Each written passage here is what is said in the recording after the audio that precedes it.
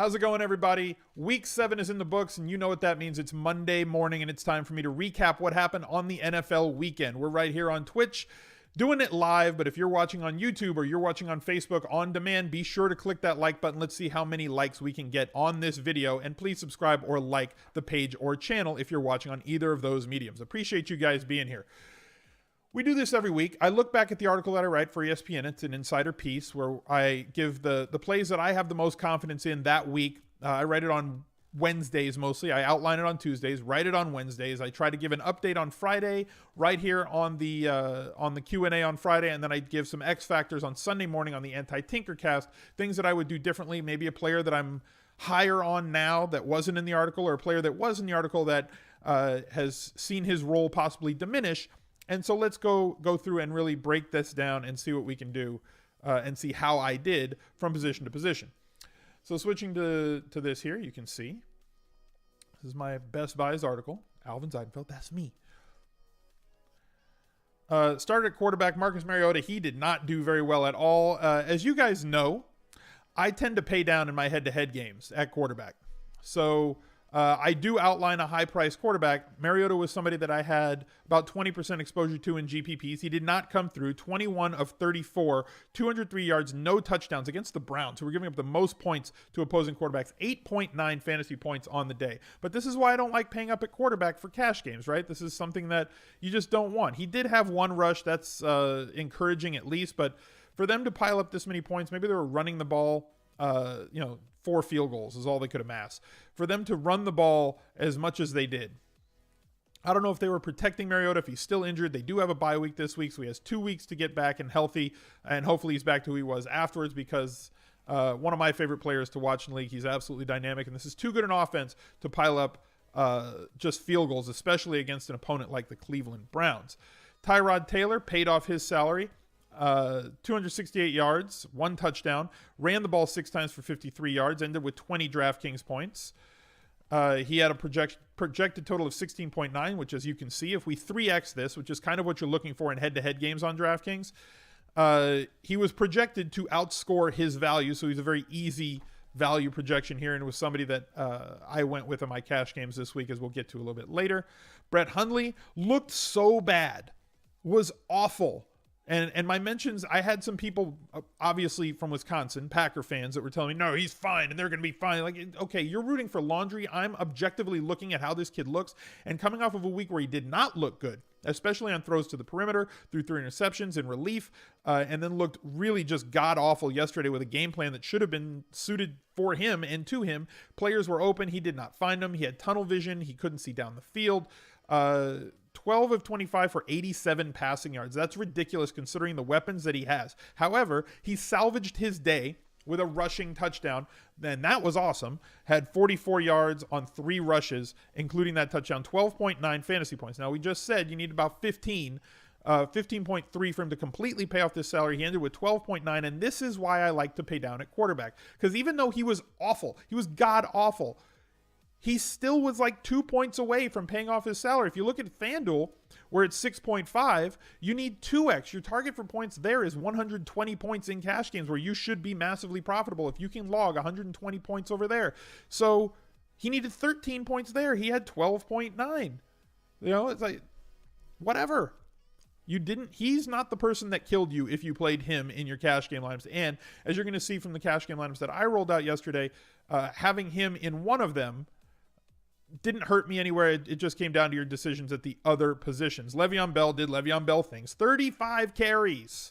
35 for 134 yards, no touchdowns, 3 catches on 3 targets, 58 yards, 190 yards basically, 192 yards, 20 from scrimmage, 25.2 DraftKings points. LaShawn McCoy, the guy that was basically my cover boy, even though we didn't have a cover picture this week, I said he was producing as an 8.5 to 9.2K guy, getting as much volume as anybody else in the league. 23 carries, 91 yards on the ground, 2 touchdowns, 5 catches. He is their leading target getter in that Buffalo offense on 7 targets, 31 passing yards, 28.2 DraftKings points for only 7.4K. He was a lock. Hopefully you guys listened and played him. Mark Ingram, 22 carries. Ever since they traded Adrian Peterson, he looks to be the guy that they're funneling most of this offense through. Kamara doing a fine job as well, but it's basically a 60-40 or a 65-35 split between Ingram getting the lion's share and Kamara getting the backup work, and mostly in the passing game. 22 carries, 105 yards, 1 touchdown, 4 catches on 5 targets. Very underrated pass catcher is Ingram. No touchdowns, 24 DraftKings points for the week. Adrian Peterson flopped. Orleans Darko was a value that we really didn't need come game day. Jarvis Landry paid off once again. He only had 2 catches at halftime. Then they figured out, oh yeah, let's get the ball in the hands of the guy that's our most dynamic offensive player. Ends the day with 7 catches on 11 targets. One thing that we can bank on for sure is that Jarvis Landry should get double-digit targets in every week moving forward. I don't think that there's much of a drop-off from Jay Cutler going to Matt Moore. You could argue that Matt Moore is the better quarterback at this point in time, even though Cutler has more name recognition. 93 yards and a touchdown we talked about in the lead-up to the season. You can see it right here in this article. Leads the team with 33% market share of red zone targets. We talked about that on Friday. We talked about it before the games on Sunday on the Anti-Tinkercast. 22.3 DraftKings points. And then here's where things kind of went foul, as Adam Thielen, with Diggs out, still got the targets. 12 targets. If I told you going into the games that Adam Thielen was going to have 12 targets, right? And we saw his targets climb to 13 the week before, he will be a candidate for double-digit targets if Diggs is a no-go.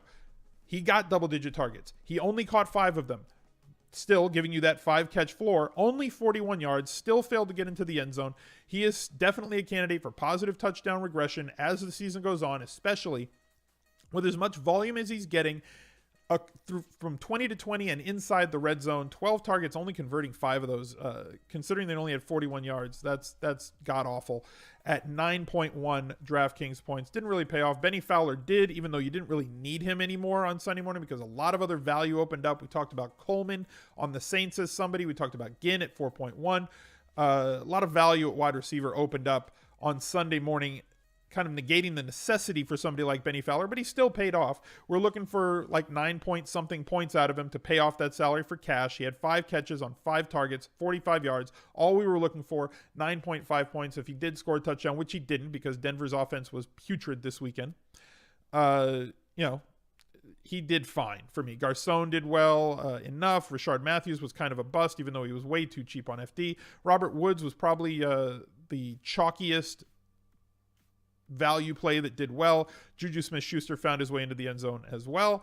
Delaney Walker up against the tight end we kind of smashed this week.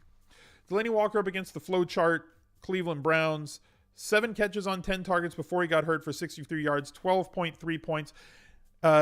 He was the premium one that you wanted to go with, mostly in GPPs. I didn't think that you needed him in cash games. Nick O'Leary was a play looking for value because there was none early in the week. 7.8 points, 2 catches, 2 targets, 58 yards.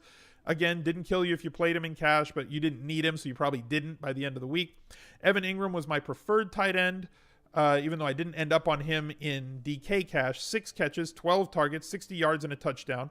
18 DraftKings points, and Jimmy Graham did everything he could to not pay off his salary, basically dropping 2 touchdowns, but still got into the box against the Giants. 3 catches on 6 targets for 51 yards and a touchdown, 14.1 DraftKings points. Minnesota Vikings kind of disappointed. On a day where they had 5 sacks, they allowed a meaningless touchdown when the game was clearly in hand against the Ravens, which really pushed their total down, I think, from 8 or 9 points down to 6. They all had a bunch of field goals. Joe Flacco still had trouble moving the ball. He's going to be somebody that we're going to target a lot of weeks moving forward. 6 points, not terrible, not great, whatever. The Chargers absolutely went bonkers. An interception, 2 fumble recoveries, 5 sacks, and a touchdown. 27 DraftKings points for 2.4K. One of the best value plays on the day. And the Tennessee Titans, targeting Deshaun Kaiser was what we were going after here, paying up for a premium defense at 3.4K, 3 interceptions, 2 sacks, 12 DraftKings points. So let's shift to, is it here? No, it's here. This was the lineup that I ended up on DraftKings this week. And I did not like it, before lock. Right? Because DraftKings was really tight and it made me do a bunch of different things that I didn't like. Now, Chris Ivory was value that opened up in the morning. I was fine with him. Tyrod Taylor, he scores an early touchdown. And Jacksonville runs for 150 plus yards, and Chris Ivory, who got the lion's share of that, only had 47 yards. No catches for a guy who's been very involved in the passing game there. TJ Yeldon ran in the 58-yard touchdown for them. Ends the day with 9.7 points, but he was owned by everybody in total, so he's not the guy that hurt you. Tyrod Taylor, as we said, 20 points, did just fine, exceeded value, 4x'd himself. LaShawn McCoy, perfect play. Jarvis Landry, fine. And Jordan Matthews, Demaryius Thomas was really where I struggled here. Now, Le'Veon Bell, Kyle Rudolph was the tight end that I ended up on for 3.8K. And I had the Vikings defense who I stuffed in there. Now, I've said this before. I was on Chargers defense all week because of how cheap they were. So the 3 changes that I made on Sunday morning was tight end. I went from Ingram down to Rudolph so I could get up to the Vikings defense. And Demaryius Thomas, I had Woods in there, and I couldn't afford him. I had 200 left, I think, with this lineup. So I would have had Woods in there instead of Jordan Matthews. So 3 points versus 10 plus. And Demaryius Thomas ending the day with 2.9 points. And I forget who I had in there, but it was obviously somebody more expensive. So like that 4-player switch just crushed me. Obviously, I came down off of Ingram to go down to Ivory. So like those switches just massively killed my lineups. Now Vikings D versus Chargers D, that's 21 extra points. You know, Rudolph versus Ingram, that's 9 extra points. Demaryius Thomas versus any other wide receiver in that 5K. I think I had Thielen in there as well. So like that would have been like 7 more points. So I end the day with what would have been what ended up being a 50th percentile lineup. I won like 51% of my head-to-head games, lost to the rake this week on DraftKings, but just annoying, right? Just an annoying switch by myself. Again, mistakes. Jordan Matthews was not a play I needed to make, but I went down to him because if I came down to like 3,300 to Fowler, I felt like I was leaving too much on the table, and I would have felt I had to change something else. If I come all the way down to Coleman, it would have been worse, right? Who was another player that I said was in play on Sunday morning. I couldn't afford, I had 3,900, so I couldn't afford Woods. I couldn't afford Ginn either in that spot. So it was a forced change to get down to Matthews, who just kind of fit correctly. And like these are the choices that I made. Now, quickly, so like I said, about a 50 percentile lineup. I won 52% of my head-to-head games. Just annoying. If we look at what my head-to-head game was on FD, very similar plays. Brett Hundley, right? Talked about how he didn't kill you. Needed 13 points, got me 12.8. LaShawn McCoy, Ezekiel Elliott. Spoke about this on the Anti-Tinkercast. I preferred Elliott on FD because he was less involved in the pass game. I preferred, because I wanted to maybe split my exposure, preferred Le'Veon Bell. He was also 1,000 less on FD than was Le'Veon Bell. I preferred Le'Veon Bell on DK, where he was 100 cheaper because of his involvement in the passing game. Jarvis Landry, Rashard Matthews, who I said was too cheap but failed, really only needed 10 points, got me 5.5. I could afford Antonio Brown, so I went with him. Evan Ingram, fine. Suck up, fine. Still went with the Minnesota Vikings defense, which cost me, but I ended up with 152 points, and this is what things looked like. So that's the difference when I make good decisions versus bad decisions, is I win a seat to the final. I come in, top 1%. I come in top 15 in the gunslinger. I win 43K as opposed to, essentially like a plus, a break-even week, essentially, on DK. Like slight down. Like plus 10% or minus 10% is essentially a break-even week in my eyes. Thanks in NFL. For all you do. Love all the streams and content. Echo 3 Whiskey, thank you very much for the Twitch Prime sub. Appreciate you 2 months in a row. So to me, that's the difference in making good decisions and making bad decisions. It's very, very expensive. It's extremely expensive, right?